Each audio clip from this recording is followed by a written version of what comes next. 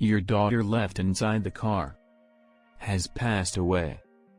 I was suddenly informed by a police officer who came to my workplace.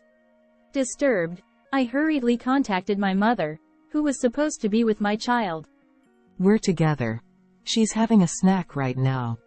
I breathed a sigh of relief at those words, but it was short-lived. The sharp gaze of the police officer was directed at me. However, being falsely accused made me realize the hidden truth. I'm Nancy, 38 years old. I'm living with my husband and my child. My husband, who is 4 years older, is the sales manager at a house builder company. Due to his job, he often works on weekends and doesn't contribute much to childcare or household chores. Just asking him to pick up our kid on his day off when I'm working can put him in a bad mood. There was a time when I, working at a drugstore, asked him to take care of our kid on a Sunday when I had to work, but can't you let me relax on my day off? Unlike you with your easy part-time job, I work in a battlefield-like workplace every day. John is good at playing by himself, so he's not that demanding. Tisk. Fine. Do what you want. Just make sure you're back home as soon as work's done. Feeling worried if he's actually taking care of things properly with such an indifferent attitude, I couldn't focus on work that day. Eventually, I started leaving the kids with my mother who lives nearby. Being bad at expressing myself, I knew arguing wouldn't help and I didn't like the tense atmosphere. I guess he's just tired. Can't be helped. With that mindset, I've been struggling with childcare and household chores while working part-time. Then, one day, the unexpected happened. I remember that day being very cold. Early in the morning, I received a frantic call from my manager at work. Can you come in to cover for a sick staff member? Staff members often cover for each other in times of need. I might be a bit late as I need to drop off my kid, but I'll be there. After hanging up, I called my mother, who readily agreed to help out, and I quickly started getting ready. Should I take him to your mother-in-law's place? My husband Jason said something surprisingly cooperative. Really? Are you sure? What about work? His usually indifferent attitude made his offer seem out of character, leaving me surprised. It's fine. We'll make it in time if we leave now. Watching my husband happily lift up our child, I felt a rush of happiness. Thank you. Oh, but we need a child seat for this one. How about using Nancy's car today? I'll drive you to the station too. You can't handle driving my car, right? His car is large, and I'm too scared to drive it. Are you sure? That would be a big help. After safely arriving at work, I was greatly appreciated by the manager and greeted with thanks from regular customers, leaving me feeling happy. However, just before 4 p.m., as my shift was about to end, I was called to the back room via the store announcement system. There were 2 men there. The manager whispered to me. They're from the police. Then, looking bewildered, the manager introduced me, saying, This is Nancy. Police. I'm Nancy, but... In my confused state, I desperately searched for any clues, but I couldn't imagine why plainclothes officers would come to see me. For some reason, the police officer scrutinized me from head to toe with a piercing gaze. Please. Try to stay calm and listen. Your daughter has passed away. My daughter. Whose? The officer calmly began to explain the situation to me, which only added to my confusion. Apparently, my car, parked in the coin parking lot behind the station, contained the body of a girl around 1 year old who had passed away from the cold. The driver of the car parked next to mine happened to notice something was wrong and called an ambulance, but it was too late by the time they arrived. It was only then that I finally understood that I was being suspected as the one responsible for creating that situation. Wait a minute. I don't understand what's going on, and I only have a son. Besides, I left him with my mother today. The police officer lightly brushed off my desperate explanation, adopting an uncompromising attitude. It seemed they had already concluded that I had left my child in the car while I was at work. Treated almost like a criminal, I was finally allowed to contact my mother after being placed in the police car. My, what a strange child. She's with me, isn't she? My mother, unaware of the situation, sounded incredulous over the phone. Though I felt relief hearing that my son was safe, the fact remained unchanged. The girl was found dead in my car. Upon arriving at the police station, I was repeatedly questioned by a sharp-eyed detective, who asked the same questions over and over again. I explained that on that morning, my husband had taken our child and driven him to my mother's place in my car. As a result, my suspicion seemed to have been cleared for the time being, but despite the police's attempts to contact him, my husband remained unreachable. While the police tried to reach him, they asked me, "Do you know the deceased girl? We'd like to confirm." Honestly, this moment was more painful than being suspected myself. Seeing the girl lying there, seemingly asleep, I couldn't help but cry for her. Unfortunately, my impression of her was that I might have seen her somewhere before. When I honestly conveyed this to the police officer, he said, "Please contact us if you remember anything." Finally, I was released. It was getting dark outside, and I hurried to my mother's house where my son was waiting. While my child slept, I explained the situation to my mother, who comforted me, crying and comforting me. When I returned home, it was past 9 p.m., and my son fell asleep immediately. During that time, I called my husband several times, but there was no answer. Finally, late that night, I received an email from him saying, I suddenly had to go on a business trip. I immediately tried calling him, but the calls just kept ringing, so I replied to the email saying, "Something serious is happening." However, after that, I couldn't reach him again. That day, I spent the whole night without sleeping, but there was something else bothering me besides my husband. That girl. I feel like I've seen her somewhere before. Anyway, I won't know anything until I ask my husband about the situation. I waited for the start of my husband's work hours and finally mustered the courage to call him. I wanted him to contact his company from his business trip location, but to my surprise, I found out that he had been on leave since the previous day. "Oh, I see. I'm sorry, thank you." After hanging up, I couldn't think straight for a while. In the midst of shock, the only thing I could think of was to consult with my best friend Amy. As I opened my phone to make the call, I was startled.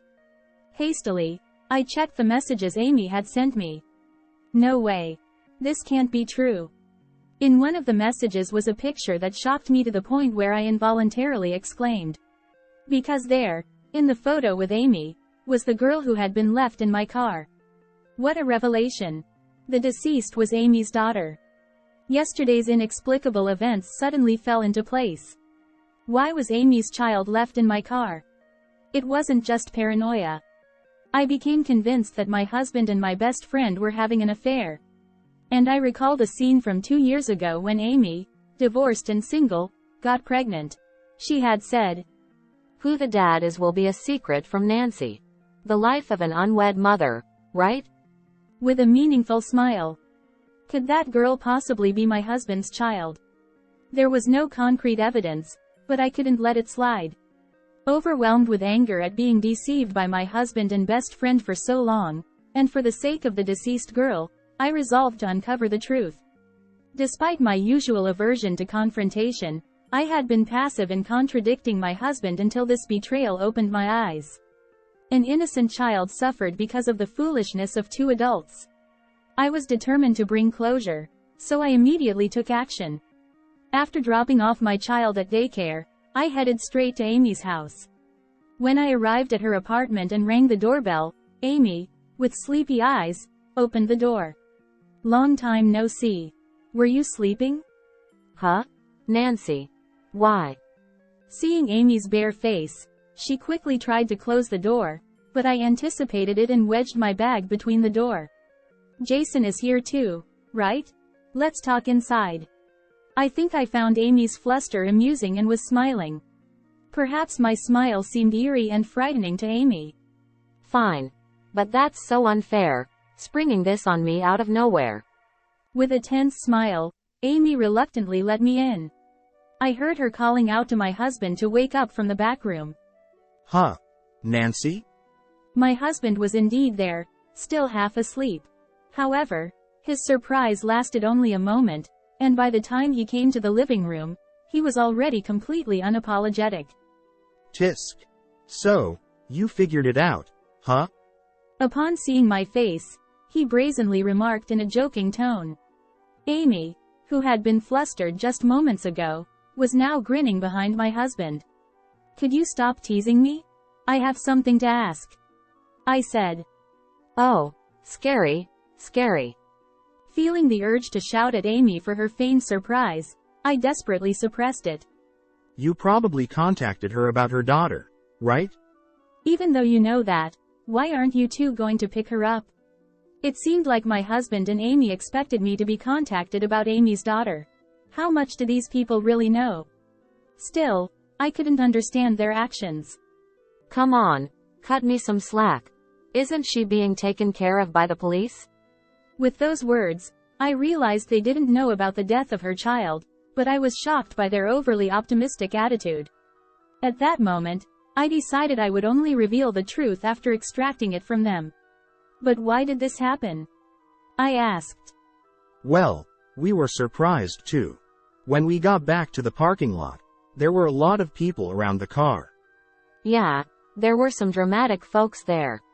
Then, the two of them started chatting away about what happened the day before. It turns out my husband, who had taken a day off, had planned to spend time with Amy from the start. But when they tried to check into a hotel near the station, Amy's child became a nuisance, they said. So, they parked my car in a coin parking lot and went to the hotel, leaving the child in the car. Learning about their impulsive actions left me speechless. And when they returned from the hotel to the parking lot, they found the police surrounding my car and even an ambulance had arrived. Feeling it was getting serious, they apparently fled the scene. In such a situation, one would normally worry about the child, but the two of them had conveniently interpreted the situation to suit themselves. They were considering that the police were taking care of the child, seeing it as an opportunity to take a break from childcare duties for a while and relax. It left me utterly dumbfounded. So, how long have you two been together? I asked straight to the point, despite their unabashed recounting of events. You're quite oblivious, aren't you? Oh, that's so like Nancy. Well, it's been since right after my divorce. It's been 4 years. I was just helping Amy out with her divorce. It's a common pattern. I had actually suspected my husband of cheating at the time, but being pregnant, I chalked it up to nerves and dismissed it as my imagination. It was quite a surprise to find out that his affair was with my best friend. Right. So, then you're the father of Amy's child? That's right. Unlike our son, our daughter is adorable. Peering into my face, as if trying to provoke me, my husband nonchalantly admitted to it. He said he just happened to think of borrowing my car. Since Amy didn't have a car, he thought they could all go out together since my car had a child seat. Well, why didn't you just divorce me and marry Amy then? Feeling like our time together had been wasted, I blamed my husband. But once again, he came up with an unbelievable excuse. Too naive. If I did that, my affair and having a child would be exposed at work, wouldn't it? It would hinder my promotion. To sacrifice us for that. I thoroughly despised my husband. Nancy, that's not all. Even Amy, who was next to my husband, snickered and began to speak down to me. Jason said since his wife can't even talk back, she's basically just a maid, so he can do whatever he wants from now on as well. Well, but, Amy, was that really okay with you? Even though you have kids? I asked with genuine curiosity, but Amy burst into laughter, clutching her stomach. Haha. I'm so done with marriage. As long as I get my living expenses, I'm fine. Yeah, Amy's a hassle because she's expensive, unlike Nancy. Haha. My husband and Amy spoke so frankly, as if I were just part of the scenery or something. I was beginning to reach my breaking point with these selfish two. Anyway, what are we going to do now? You can't just leave it like this, can they? I subtly steered the conversation. Is it that serious? Amy, go pick her up right away. Yeah, I guess we've been caught. I have to go pick her up. But, I'll probably get scolded by the police. She's not old enough to come home alone anyway. Up until now, they hadn't shown any concern for the child, only worrying about themselves whenever they opened their mouths. Enough is enough. There's no room for sympathy. Finally, I decided to reveal the truth here. I'm disgusted. Both of you are only thinking about yourselves. Huh? What are you trying to say? My husband glared at me with displeasure, but I felt no hesitation. I'll tell you the truth. Your daughter died yesterday. Because she was left in the car in the middle of winter. Both of them widened their eyes in shock and disbelief. Poor thing. How cold must it have been? What are you talking about? That's impossible. Your thoughtless actions took the life of an innocent child. Then, Amy pointed at me and started yelling. It's your fault. It's all Nancy's fault. Amy, you're really something else. How about showing a little remorse? Shut up. Shut up. It's all Nancy's fault for marrying Jason. Amy introduced her husband to me, so I couldn't understand the meaning behind it. I thought perhaps Amy was in a state of confusion due to the shock of losing her child. When I was going through a tough divorce, you had to rub it in by getting married. Showing off your happiness like that is unforgivable. What are you talking about? Your affair was the reason for the divorce, wasn't it? You brought it upon yourself. No, it's not like that. It wasn't supposed to be like this. Crying, Amy continued. I was supposed to be happier. And kept focusing on herself. Meanwhile, my husband desperately tried to justify himself while watching Amy cry uncontrollably. I'm not involved in this. I always intended it to be just an affair from the start. It's too late for that now. Amy's child might not even be mine, right? Nancy, technically we're still not divorced, right? He tried to cozy up to me as he spoke. I shook off his hand and uttered in a low, grave voice. Coward. Don't ever show your face in front of me again. With that, I discreetly contacted the police while leaving the scene, casting a sidelong glance at the two engaging in an ugly argument. 2 days later, I received a call from the police informing me that the evidence from the surveillance cameras in the parking lot had been crucial, leading to the arrest of the two. Now, both of them will face legal consequences. They will have a long and tough road ahead, all of which they have sown themselves. Meanwhile, I began a peaceful life with my mother and son. With the help of the drugstore manager, I secured a job as a full-time employee. I am excited for this unexpected fresh start in life.